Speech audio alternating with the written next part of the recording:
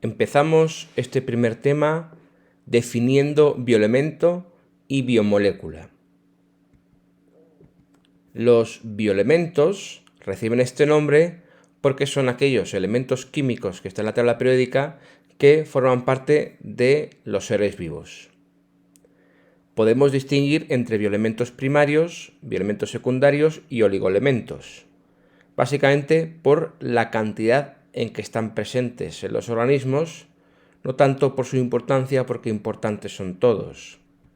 Los bioelementos primarios son aquellos que están en mayor cantidad, hasta un 95% en conjunto. Son estos elementos, el carbono, el hidrógeno, el oxígeno y el nitrógeno fundamentalmente, aunque también podríamos incluir el fósforo y el azufre, que estarían en una cantidad menor, pero tienen en común que establecen enlaces covalentes entre ellos y forman el armazón de las biomoléculas. Los bioelementos secundarios están en una proporción bastante menor que los primarios, pero no tan baja como los oligoelementos que vamos a ver después. Y en ellos encontramos muchos cationes metálicos que se encuentran disueltos en los fluidos de los organismos. Por último, los oligoelementos son aquellos que se encuentran presentes en muy baja proporción, es decir, menos de un 0,1% cada uno de ellos o un 0,5% en conjunto, porque si están en muy alta proporción pueden ser tóxicos. Como ejemplo tendríamos, pues aquí tenemos 5 ejemplos: hierro, cobre, zinc, manganeso, yodo, cobalto, bueno, son 6. Estos se van a insertar en las estructuras moleculares y, sin embargo, a pesar de su poca cantidad, van a desarrollar una función imprescindible, porque están generalmente relacionadas con la regulación, la acción catalítica, etc. Por ejemplo, el hierro está presente en un transportador de oxígeno, que es la hemoglobina. En una macromolécula de un alto peso molecular, más de 65.000 unidades de masa atómica, solo hay un átomo de hierro. Pero si este átomo de hierro no existe, es imposible que la hemoglobina desarrolle la función, porque el oxígeno se une precisamente al único átomo de hierro que tiene. Por ejemplo, en las anemias, la falta de hierro hace que la hemoglobina no funcione adecuadamente, el oxígeno no se transporte bien y por tanto el metabolismo se ralentice y aparezca el cansancio y la fatiga. Estas gráficas de sectores son bastante interesantes. Representan el conjunto de elementos que existen tanto en la Tierra, nuestro planeta, como en la corteza terrestre, que es de donde los seres vivos sacamos nuestra materia, y los bioelementos que estarían aquí. Sí que podemos ver que hay una correspondencia, por ejemplo, en cuanto al bioelemento más abundante, que es el oxígeno, con respecto al elemento más abundante de la corteza terrestre. Pero si observamos el segundo puesto, vemos que la corteza terrestre es el silicio, mientras que en el conjunto de bioelementos es el carbono. El silicio apenas se encuentra como bioelemento y el carbono no es muy abundante en el conjunto de la corteza terrestre. Esto denota que ha habido una selección de elementos a la hora de incorporarlos en lo que son los seres vivos, en lo que es la biomasa. Las razones podrían ser los siguientes. Primero, los bioelementos en su conjunto son de un tamaño reducido, es decir, tienen un peso atómico bajo y además sus capas electrónicas están incompletas. Esto hace que tiendan a formar enlaces covalentes que además van a ser polares, es decir, que esa compartición de electrones no va a ser equitativa y van a estar los electrones más cerca del átomo más electronegativo. El hecho de tener enlaces polares va a facilitar la solubilidad en el agua, que es la biomolécula inorgánica por excelencia. El átomo de carbono tiene una versatilidad que le ha hecho ganar la partida frente al silicio, porque ambos se encuentran en el mismo grupo de la tabla periódica, necesitan 4 electrones en su capa electrónica más externa para completarla y llegar a la estabilidad, por tanto pueden formar 4 enlaces. Lo que pasa es que el carbono es ligeramente más pequeño, como sitio por encima, y esto permite que se puedan generar largas cadenas de carbonos que se unen unos con respecto a otros y por tanto formar largas cadenas y macromoléculas, algo que es bastante característico de este elemento y ha hecho definir una química muy particular, que es la química del carbono. También puede formar dobles y triples enlaces, a diferencia del silicio.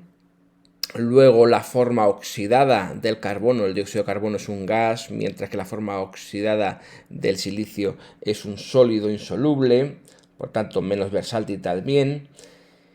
Y además de estas largas cadenas que puede hacer el carbono frente al silicio, que también los hacen los silicatos, pero son menos versátiles, hay otra cosa más, que es que el carbono puede insertar ramas laterales y grupos funcionales que además van a tener un tamaño relativamente reducido porque el átomo también es pequeño y por tanto eso hace que de forma modular se puedan construir macromoléculas bastante complejas.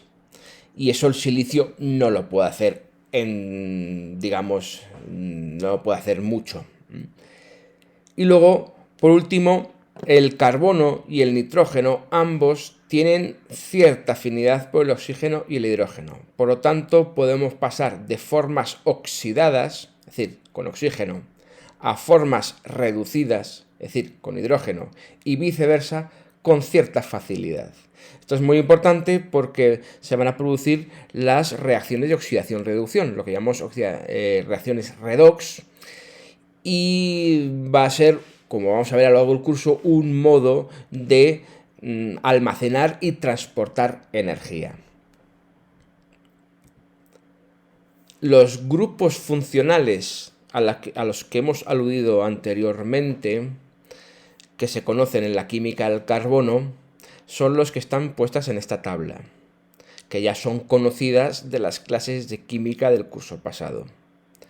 Simplemente los repasamos. Entonces hay que discernir entre la sustancia que contienen los grupos y el nombre del grupo en sí. Quiero decir, el grupo hidroxilo es un grupo OH. Aquellas sustancias que contienen hidroxilo se llaman alcoholes. Del mismo modo que el carbonilo es un grupo que consiste en un carbono unido con un doble enlace a un oxígeno. Si se encuentra en la mitad de la cadena, estamos hablando de una cetona. Y si el carbonilo se encuentra en el extremo, estamos hablando de un aldehído.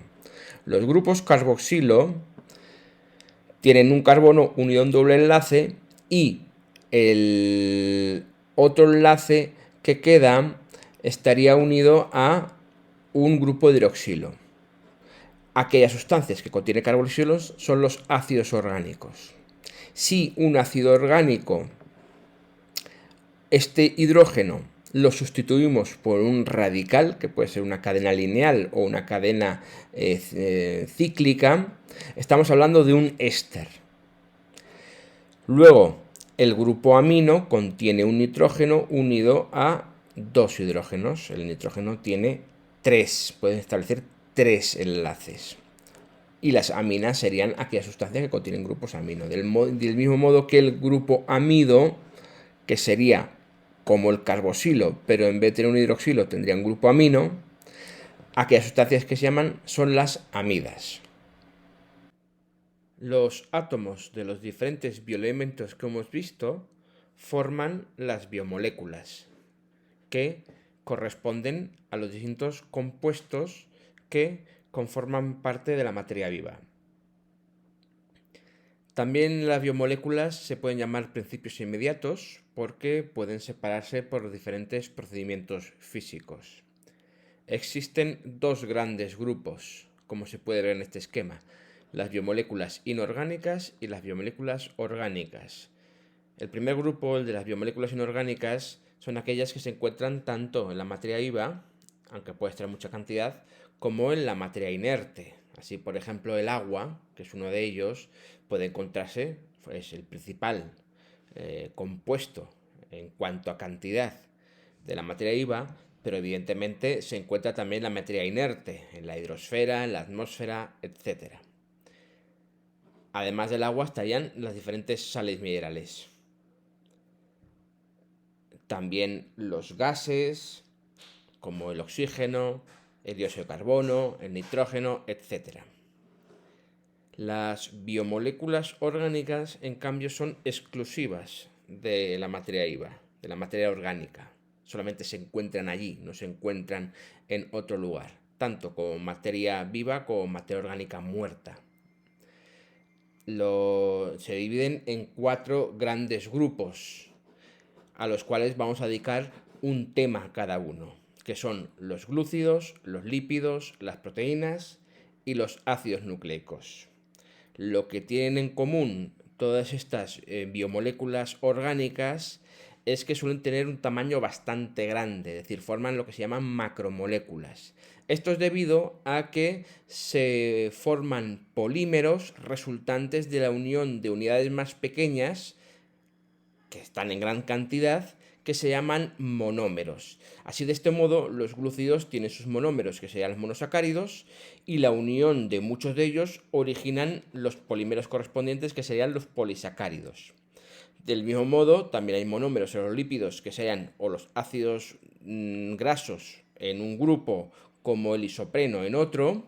Las proteínas tendrían sus aminoácidos como monómeros, y por último los ácidos nucleicos están formadas por la unión de muchos de sus monómeros, que en este caso son los nucleótidos.